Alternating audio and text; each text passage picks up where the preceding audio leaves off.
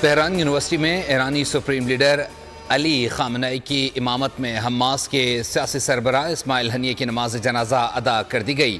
نماز جنازہ کے موقع پر بڑی تعداد میں خواتین سمیت مختلف مکاتب فکر سے تعلق رکھنے والے افراد نے شرکت کی۔ شہید اسماعیل ہنیہ کی تدفین قطر کے دارالحکومت دوحہ میں ہوگی۔ ان کا جسد خاکی آج قطر لے جایا جائے گا۔ پاکستان کے نائب وزیر اعظم اور وزیر خارجہ اسحاق ڈار نے حماس کے سربراہ اسماعیل ہنیہ کے ساتھ آخری ملاقات کو خوشگوار قرار دے دیا۔ اسماعیل ہنیہ کی شہادت پر افسوس کا اظہار کرتے ہوئے بیان میں کہا، شہید فلسطینی رہنما کے پیار سے لبریز جذبات پوری زندگی یاد آتے رہیں گے۔ اللہ رب العزت اسماعیل ہنیہ کی مغفرت فرمائے۔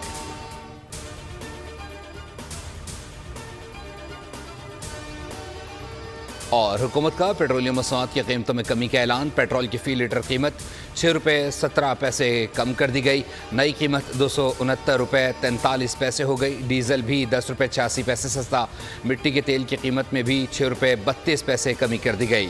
وزیر اعظم شہباز شریف کی منظوری، نوٹیفیکیشن جاری۔